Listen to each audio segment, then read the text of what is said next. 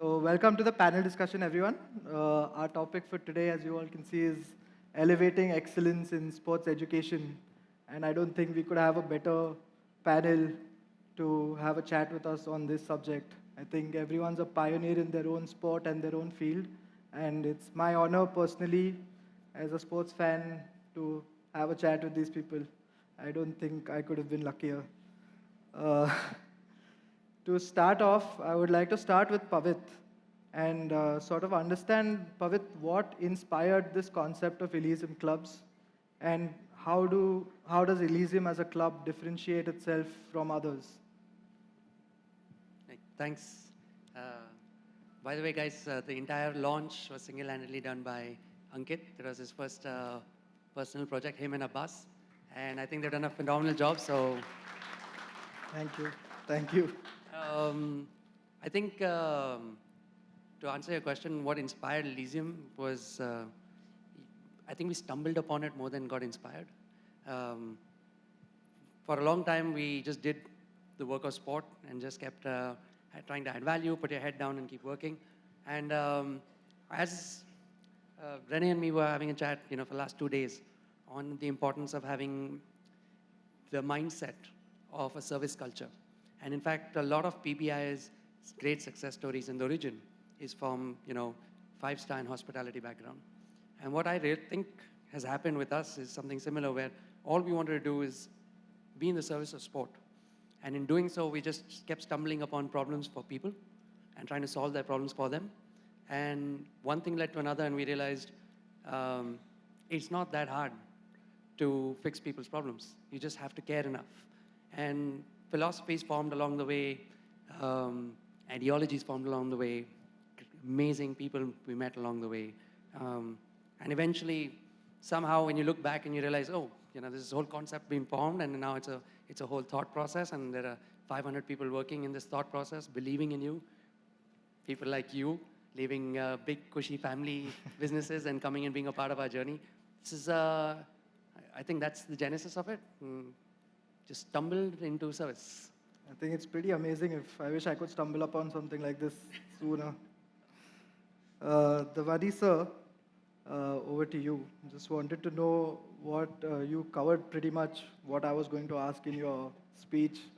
So I still wanted to know what you sort of think about the current sports landscape in Solapur and how Elysium is going to add to it and what sort of values, apart from just facilities, what sort of values do we want to bring to the people and, give them from Elysium?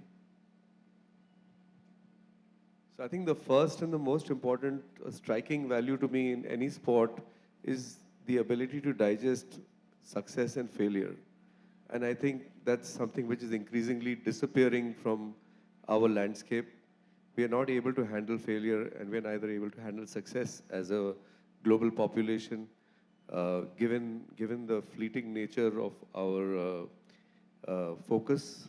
And sport allows you to focus, and we all talk about in sport this period called the zone, where when you are in that zone, nothing seems to go wrong for you. And that zone is probably the time when you are most focused, and it's kind of meditative without being meditative. It's very active meditation. Absolutely. And if we can encourage our children to sort of just play, which is their inherent nature. And what we are doing is going into a restaurant. I see this so much, where parents are having dinner with their child and balancing their phone on the glass of water, and the child is actually then getting his consumption of daily cartoons while they are having dinner. So I think that we need to move away from where we've reached and go back to the basics. The ability to play a sport, the ability to win, the ability to lose, the ability to carry on. I think all of those are just so beautifully encapsulated in sport. So, I think Ileseum and Jamshri would be honored and, humbled to bring more of that to Solapur. As far as techniques go, we have all these fantastic academies to bring world-class techniques. I keep telling Pavit about the hardware and the software. We've created the hardware. These guys have the software. We need to get the software and we need to get updated versions of the software. Otherwise, the hardware is of no use. So we just need to have these partnerships, nurture them, make them grow, and make that solution available to the general population of Solapur. And I'm sure from that, we can only win. We can't lose. And a win does not mean an international champion. A win does not mean someone who's winning all their matches. A win means somebody who's learned to play a sport. So I think for me, that's Yeah, I where my absolutely journey agree with you. I think most of us have had our learnings through sport more than school. And I think you've managed to link the hardware and software together and get a really great functioning system going, I think. So, to add to that, every single person here, and we do these parent interactions and we get downloads from the academies on the philosophy. What Sir just said, I've heard in different versions from every single person on this panel here, saying it's not our aim to create the next Saina or the next, Bhupati. It's our aim to make sure that you have thousands of players playing until the age of 70 and 80, living healthy lifestyles and spreading that joy down. So I've heard this in different versions, obviously, and you'll hear it from them in their own versions. But yeah, that's essentially, I think what we both are trying to do is develop a culture for sport, fitness, and wellness. It's a great initiative. Can we have a round of applause for them, please? I wanted to come to Rene. Pavit's always told me a lot about, the PBI way, and I've always asked him what it's about. And he said, I think when you meet Rene next, you should ask him that. So that's my first question to you is, what are your insights on the PBI way of coaching, and what are the core values that contribute to its success? Well, thank you for giving me the opportunity to explain that. It's going to be a short version, though. I think, as Pavit already pointed out, one of our sayings is, and that's historically built on how we started in this in the industry, is that we are in the service industry first and the tennis industry second. And what that does is it has a very different kind of approach. Being of service as a teacher is being able to listen, being able to understand, and being aware what the customer wants. And I think that's a very important point if you want to, as we say, tennis for life, give something for life. Tennis is a gift we would like to give to our people that we get in touch with, and preferably for the rest of their life. And to get them excited about it, you're gonna have to have a different philosophy than just teaching the technical parts of the game. So the hospitality industry learned us to really, it's about experiences, and you're gonna have to capture the audience at the core. That means you're gonna have to figure out the details to make that experience worthwhile for them to continue to come back. And as I always pointed out before, the results are, as we always say, a product or a byproduct of a job good and well done. We have to do a good job, and the results are simply a byproduct of a job good and well done. Just from a technical point of view, in our teaching philosophy, we basically try to achieve two things. And the first one, and it may be very simple, but I think one of the things that stands out in teaching and teaching in our industry is we try to tend to make it very complicated. And Peter Burwash, as a master professional, was able, as no one else, to simplify complexity. And I keep saying that we tend to approach the sport in a very academic way, while it is actually a really simple game based on very fundamentals. It hasn't changed. The game may have changed, but the fundamentals of the sport have not changed. Peter saw that in 1975. He wrote it in a book, Tennis for Life, and it hasn't changed. Once again, the game may have changed, but the fundamentals are necessarily still the same. Going back to what we really want to achieve in tennis and teaching, our philosophy is first understanding. Without understanding, there is no way you can play the game and understand what you have to do.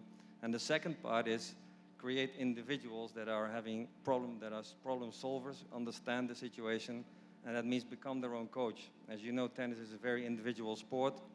That means you're out there by yourself, there's no one to help you, you're on your own, and you have to have the ability and the understanding what you can do on those kind of moments. So really understanding and teaching people to become their own coach on any level.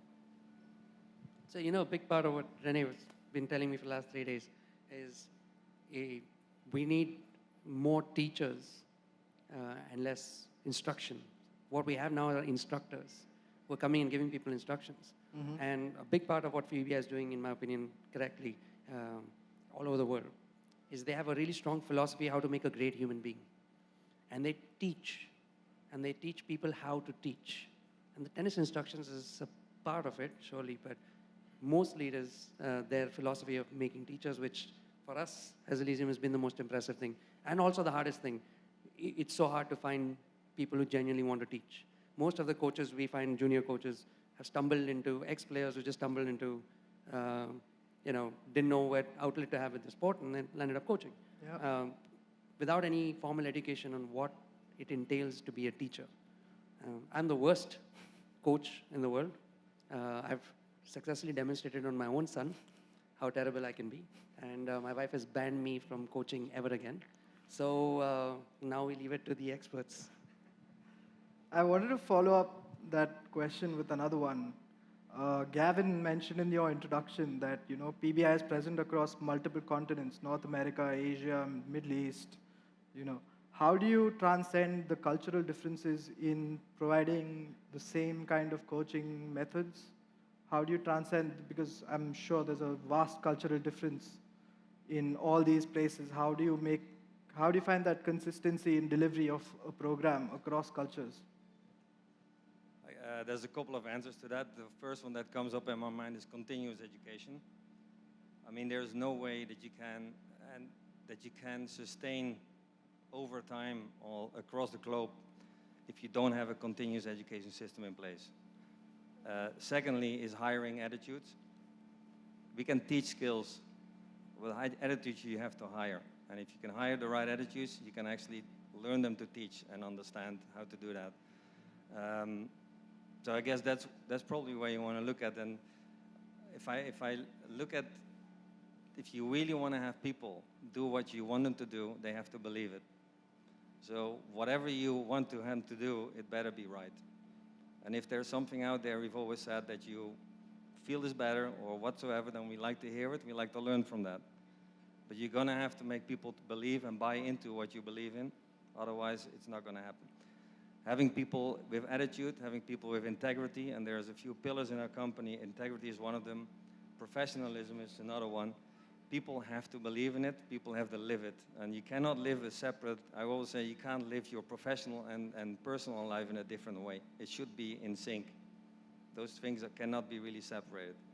I know that's not always possible, but the reality is, if you live on a day-to-day basis, the moral standards and the culture you stand for, you will also apply that on the court and teaching people to become better human beings. I think that's a great lesson for us as a company as well.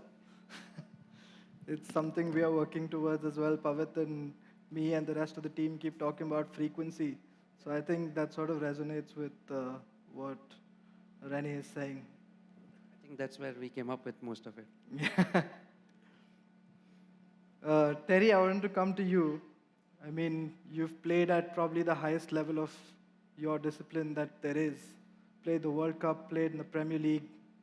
What sort of qualities does it take to be a professional athlete and keep sustaining performance at that level? I think it's just like Rene said then, it's having that all-round attitude. I mean, I've been in the game since I was 12 years of age. I left home at 14 years of age. I left all my family, my friends, because I had a desire to follow a journey.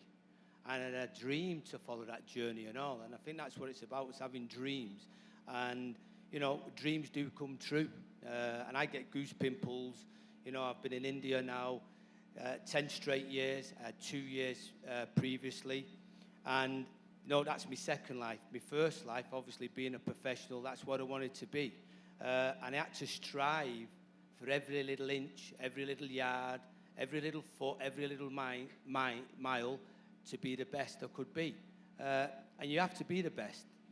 There's nothing what says you can't be. And for me, it was never being outworked. As a young boy, we look at what we're creating here at this present time. State-of-the-art gymnasiums. We didn't have that when I was younger. We had street football. And we're going back to street football now.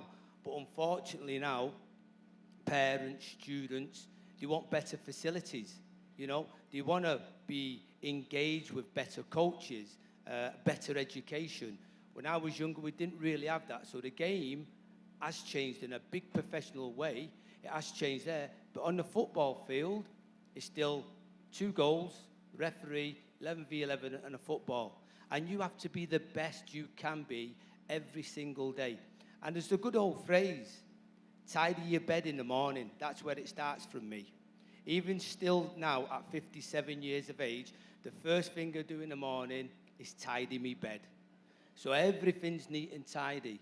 And that's how I wanted it on a football field. You know, a good attitude of mind. My first coach turned around to me when I was travelling to a game, and he said, young Mr. Phelan, you've got a great attitude of mind. Just keep it going. And that's what I did. And that's helped me right the way through my footballing career of probably 25 years. And it's helped me through my coaching career of 20-odd years and all. You know, if them maths are right, I'm not too sure because I wasn't great at school, to tell you the truth. And I think it's loving the part of going on a journey, bringing yourself on a journey. And that's what we want to do at South United Football Club and all. We're all different. We're all different people. We're all got different attributes. We're all different sizes. You know, we've all got different technical abilities. But I think in the social corner, the psychological corner, if you can get that right, you can do anything you want in sports. Obviously, you need the education around that of top coaches, better players. But I think for me was jumping on that journey. And the journey for me was hoping I could play in an FA Cup final, which I did at 21 years of age in front of 100,000 people. Playing in a World Cup, that dream. I did that in '94. And that's just sheer desire, commitment, focus. There's no other way around it. Yes, if you can have all the technical ability you want in the world, but if you haven't got that social corner in there, it's going to be difficult. It's going to be very difficult. I think that's something we can all take away from what he just said about, you know, just wanting to do better and every day, and, you know, desire being such a big part of you reaching the heights of success that you did.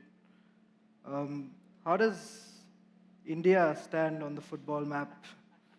And how do you see, Pavit told me to ask this, when will India win the World Cup? I'm not going to be that cruel. I mean, that's debatable, isn't it? I mean, we can sit here for the next 25 years and we can always talk about Indian football, but let's talk about what's going on in India in the sports. You know, we talk about, you know, you look the array of talent we've got around us, you know, and India at this present time in all sports it's gaining, it's getting better. It's getting better with facilities, it's getting better with education, it's getting better in all different directions. But if you're going to talk about the national team, you'll have to ask Mr. Stimac that question and not me. All we can do as South United Football Club is add our little bit to the ecosystem, you know. Absolutely, add our little bit to the education of the students. That's what we can do, and that's what we're trying to do. You know, we're trying to go pan-India now, you know, not just in Bangalore. So, you know, if we can add on that, and hopefully one day, two of our students, boys or girls, can end up playing for the national sides, that'd be a fantastic journey. But I think what we're looking at now is concentrating on South United Football Club, on what we can bring into them communities at this present time. So I've really directed that in another way for you. Yes, there is a roadmap from 2023 to 2047. It's a big roadmap, but present results at this present time, it's not going too well. But, you know, we keep hope, we keep faith. You know, we want to keep supporting the national sides, boys and girls. Yeah, I really hope we can see maybe a Premier League player coming from SUFC, hopefully from Solapur. Well, I mean, that's why we're here. You know, we're not saying it can't happen. I've just told you maybe 5 minutes ago it can happen. You know, the landscape has changed a little bit, but why not? We can. We've got a lovely facility here. We've got a lovely field outside. And obviously, with the array of quality coaches we've got, maybe we can do that. But it's great, never say never. Yeah, fingers crossed. Vijay sir, I wanted to come to you. I'm a badminton player myself, and we've all seen India dominate the global badminton scene for the past couple of decades. I think that started with Saina in a way, and now we just see champion after champion, whether it's Lakshya Sen or Chirag and Satwik, and more junior players coming up the rankings. So, what has badminton gotten right in terms of systems, where we're able to create better players who are coming up one after the other in a way that it's systematic? So, what has badminton as a sport gotten right in that sense that maybe other sports can take away from? Yeah, so I think that's a good question because I think everyone is asking that. I think badminton is doing well and a lot of champions churning out. Chirag and Satwik are the world #1 currently. Thomas Cup we won last time, right? But if you just go back to the history of badminton, and if you see who are the champions who have come out, right? So I think it all started with 1980, Prakash Padukone won the All England. Yeah. So I believe there was no system then, I mean, it was, I think, pure individual brilliance, I mean, in the 1980s, I mean, people still complain today, should we take sport as a career? And someone in 1980 thought of becoming a world champion. So that is something which he did as an individual. Then it took 20 more years. So Gopi Chand won All England in, I think, 2001. Again, I would say not necessarily. I think the association did what they could, but not a product per se of the system. It was a combination of individual brilliance and, of course, things coming together. I think where the system started coming in and a process was put in place, I think is when Saina won the Commonwealth gold in 2010. So I think till then, especially an Indian woman winning a medal was not thought of. And typically, when at least we used to play for India, we used to always think the Indonesians are stronger, Malaysians are stronger. Indians don't have that build for badminton. Badminton is explosive. And Saina just proved that wrong, And I've personally seen Saina training. And I mean, I don't think I've ever seen a human being work more hard than that. It's just not possible, I mean, 2 hours of a session in the morning, 2 hours in the evening, day in and out. So she actually proved everybody wrong. And I mean, an Indian lady, I mean, there are restrictions, right? Like parents might let a 14-year-old boy alone for a tournament, but not a girl, So all the more difficult for, at that time, for the girls to come up. So she proved it wrong. But I think with her victory, the biggest thing that changed in Indian badminton was badminton became a priority sport, which means that there was more funding. So during my time, so I have played for India, I have played Thomas Cup, but I must have played about 3-4 tournaments in a year, All England, Thomas Cup, But today the Indian players play at least 15 to 20 tournaments in a year. So what happens is there is no fear of international competition. So when I went for my first Thomas Cup, I saw 16 badminton courts, which I'd never seen in my life before, So you're totally overawed by what you see. So I think the biggest difference today is that all the top players who are playing today are playing umpteen number of tournaments. So they are playing the Indonesians, Malaysians, they get that odd victory that gives them confidence. So they get to do better. So I don't think there is any magic which has happened. It is sheer hard work, good support by the federation. Gopi became the national coach in around 2006. So he got a good system in place. He had a good team, Saina, Shrikant, Sindhu, Kashyap, a good group of players. He also did his job as a coach. And I think from then on, badminton has really, taken up. So Saina, of course, followed by Sindhu. So today, in the top 50 in the world in men's, you have at least 6 players, which I think no other country has. So right from Lakshya, you have Priyanshu, Samir Verma, a lot of good players. Pranay is in the top, is 7th in the world now. So having said that, so for example, today there is Saina and Sindhu, right? But where is the next lady? There is no girl on the horizon, right? So today there is funding, there is system, there is federation, but there is no player, right? So it doesn't mean that if you just pour in the money, have a system means a champion will come, right? So I think all of us know sports is very unforgiving in that sense. You could do all the hard work, pour in all the money, and you might still not get a result, you know. But having said that, I think Indian badminton and I think Indian sport in general, and particularly badminton is on the right track. I think someone or the other keeps on winning now. So if not Saina, Sindhu, Lakshya is very good. Priyanshu Rajawat is a very promising, athlete. Chirag Satwik, definitely, all of us are hoping that they'll get Olympic medal and mostly a gold medal. So I think in that sense, badminton has done a lot of things right. Also, one more important thing is a lot of people are playing badminton today. So I think earlier it was a few hundreds and you would expect one champion. Today there are a few lakhs of people who play, right, all over. I mean, very fact that we are here today in Solapur and, I saw the 3 courts, very good wood, good height and good lighting. I think infrastructure is becoming accessible to everyone. Today parents are also letting their children play as opposed to say 20 years back. So it can be a sort of a career. So I think a lot of pluses for badminton and that's why it's in the right direction.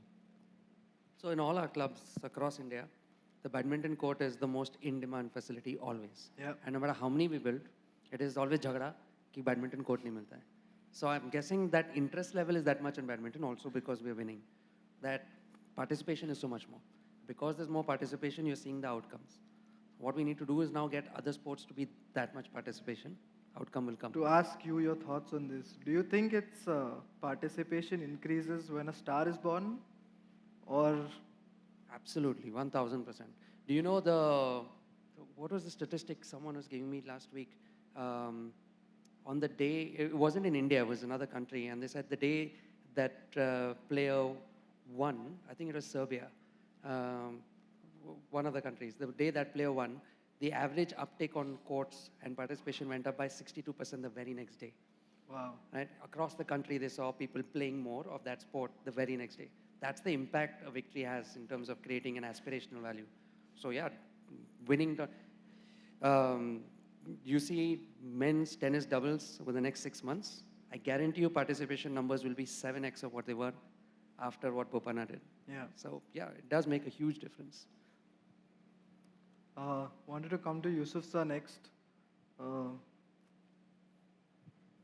Since you're associated with Gary Kirsten, I think on behalf of the whole country, I don't know if you can get him back as coach of India. We need a World Cup victory soon.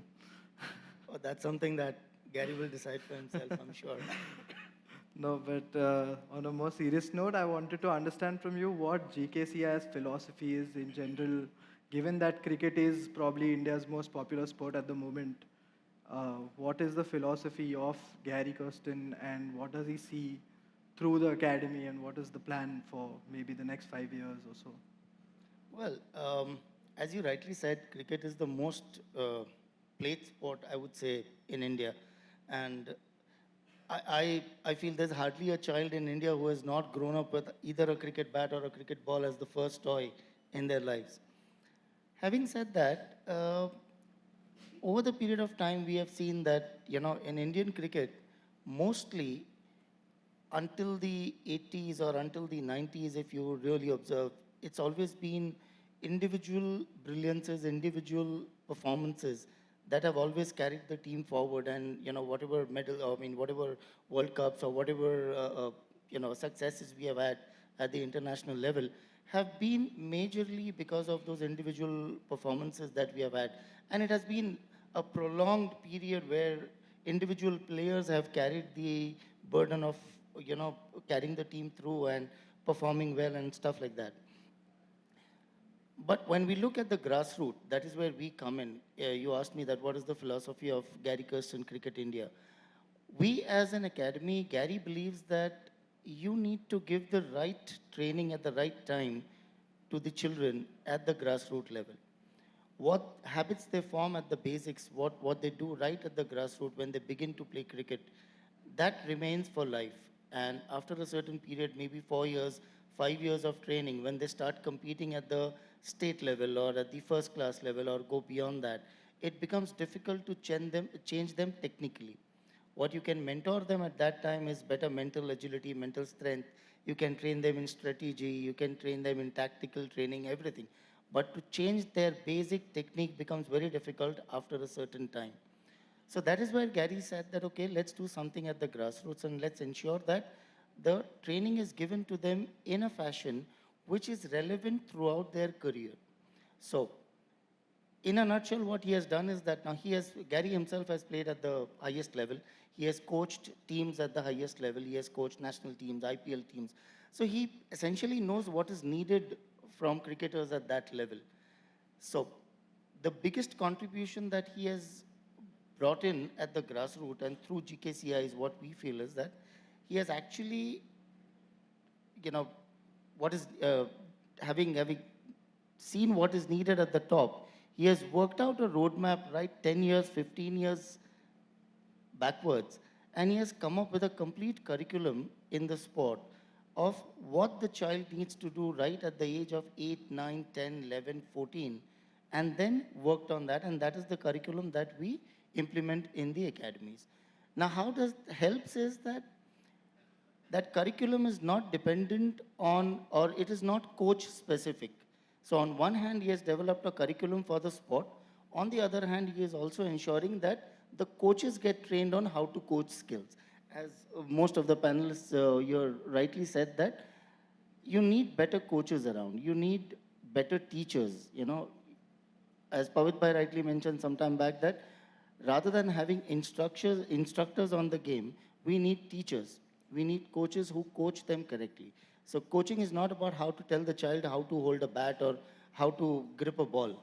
It's about finding the natural ability of the child and helping the child adapt his or her natural ability in the larger technical framework of the sport and ensuring that that natural ability blossoms further. So that is what GKCI is more or less keen to do, and that is what we have started doing across. Very interesting. I had a question for all of you guys. We have a lot of parents of, hopefully prospective students at all our academies. And as I myself know as a junior sports person, my parents were very interfering in between my coach-student relationship. Is that something that you guys face in general? And is there any message that you would like to give parents who want to send their children? Because I think there's a huge demand out of Indian children today that if someone plays a sport, they must try and be at the highest level. But it takes away from the enjoyment of playing a sport. You're asking a band parent for that answer. Which so is I why think I the coaches, asked the question to everyone else. This is always a tricky subject, but I guess one of the things is that I would say is have trust in where you leave your children. Obviously, that comes with having trust and having an infrastructure in place that you can trust. For us, let the kids experience, develop by themselves on their own pace, on their own, without any judgment. And I mean, judgments and expectations are probably the biggest enemy for children to develop. The moment no child wants to disappoint parents, that's how it starts. The moment you put expectations in there, then you're probably going to set them up for somewhere for some failure. So I guess that's one of the things. Let them simply enjoy and let them experience and develop at their own pace and give them that freedom as well. From a match point perspective, we always say, let them, after any match, don't get to them. They will have to come to you. If they want to share something, that's up to them. Yeah, recapping on that, I think what we try to do at South United Football Club is find winning within the games. And give the students an holistic approach of finding winning within the games. And the first thing I say to the parents after a game, whether they win, lose, draw, is when you sat in the car with your children or on a bike with your children, let them be free. Don't talk back to them. Let them be free in the back of the car, because it's their day. It's the children's day. It's it's our students' day. It's for them to enjoy their day. Yeah, they'll be upset, win, lose, or draw, but at the end of the day, you know, as parents, I'm a parent of 3 older children, and I say children, to tell you the truth, yeah. But what I tend to do as a parent when they was younger is not say, you know, have fun with them in the car on the way home. I wouldn't even talk about the game, to tell you the truth. I just had fun with them, distract it, you know, and that's up to them. But I think what we do at South United, we talk to the parents about, we find winning within the games, you know, and that's it. And treating them with respect and all. I think treating the students with respect and treating your own children with respect, because it's very difficult out there when they are playing. Yeah, so this is always a, you know, a very tricky question for any academy. So there are two kinds of parents in my experience. So one is a parent who has just put the child, maybe the child is about 6-7 years.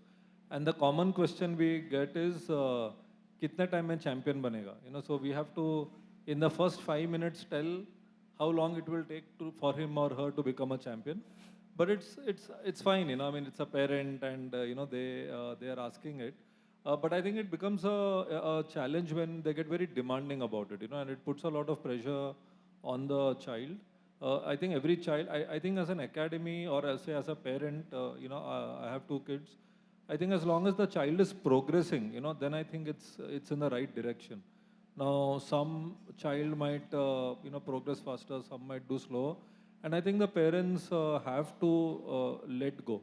Of course, as an academy, you know, we have to take responsibility, and we are always open to the fact that parents come and talk to us, you know, find out the progress of their child. That is something which the parents should do, but in a sense of feedback or trying to understand rather than trying to demand performance. I think the second set of parent is somebody, a child who is already doing well, a child who is already at the district level, you know, state level, taking part in state tournaments. And, you know, nowadays when the child loses, you know, it's almost as if the academy is at fault, you know. And so the problem there is that there is no introspection. I mean, the child and the parent, rather than blame an academy, should always think what the child can do to improve. You know, and normally what happens is then they shift to some other academy and then the other academy, you know, but the results don't change. So I think you have to have trust in your coach. Whichever academy you go to, you have to give them time. And I think sometimes a lot of parents, you know, including me, we sometimes want to achieve our dreams through our children, you know, which is, I think, very wrong. I think we have had our dreams. I think we should have children their dreams and not force, you know, our goals on them. But having said that, it's getting better. I mean, we are also educating, we are also telling parents, you know, the expectations. They understand that, you know, sport is very cruel. Maybe sometimes academics is easier. It is, you know, I mean, if you put in effort, there are chances that you will succeed. Sport is not always like that. You can put all the hard work and still might not succeed. And I think that realization is slowly dawning upon a lot of parents. So I think it's a learning curve which will get improved as we go ahead. I couldn't agree with him more on this. As an academy, you know, we put a lot of emphasis on educating the parents about the roadmap of the athlete.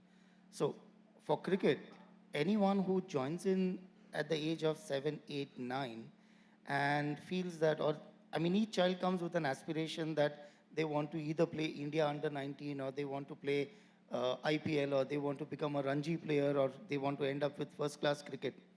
But it's important to understand that that roadmap is a good 7, 8, 9 years roadmap. So you start with the basics. Those basics are going to take at least 2 to 3 years. Then you start playing inter-club tournaments. Then you improve upon that. Then you move on to, you know, higher tournaments.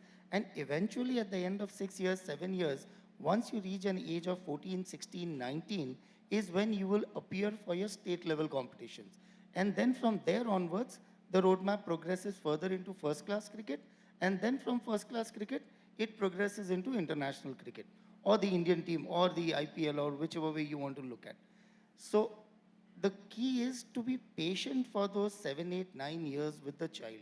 You need to give the child those 8 years, 9 years, 10 years for the child to really progress and become a good athlete, become a good player, become a good cricketer. And now in those 8, 9, 10 years, you will have multiple successes, you will have more than multiple failures. So at that point of time, if we don't trust the coach or if we don't trust the child, then we are cutting short the career of that child then and there. As rightly put in right now, that changing academies will not help. Trust in the coach is of paramount importance, whichever academy you are in, whichever coach your child is training with. It's very important to believe in the coach. I mean, just as an example, when we put our children in schools, how many times do we really go into the school and inquire with the teacher as to how do you teach my child maths? You're never there, right? We leave the child in the school. The child is learning maths. And then when the child comes home, we ask the child, what did you learn today? So it's very important to trust the coach. The coach is doing their best to ensure that they get the best out of your child. So that is one thing that we emphasize upon, that the parents eventually need to realize that unless and until you complete the roadmap, I mean, if you don't complete 10 years in your school, you will not be able to give your SSC board exams. If you don't complete 12 years, there is no HSC. If you don't complete 15 years, there is no graduation. So likewise in sports, there is a certain time frame that you will have to devote to sports. You'll have to give that much time to the sport for the sport to give you results. I think that more or less sums it up. Thank you. I think, Pavit, have you got enough tips to get your ban lifted? My wife is just texting me saying, how could you be exposed to this much knowledge for these many years and still screw it up? So I think when it comes to your own child, it's very difficult. I go around the country giving lectures on learning from them and then copy pasting what they say to other people. But when it comes to your own child, it's really hard to separate yourself from that emotion attached. So it's much easier said as a parent, I know, than done. I'm sure everybody agrees with me here. I think. No, ban's not getting lifted.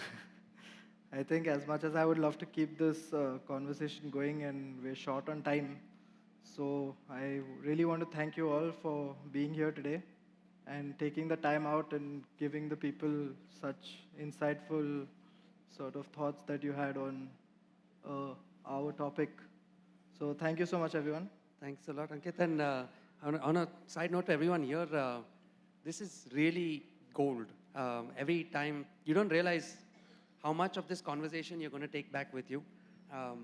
And a lot of your philosophies innately start getting formed just by being exposed to these conversations. We're hoping more time, more such conversations, maybe not directly with the owners of these academies, but their coaches, and their thoughts are reflected through their coaches.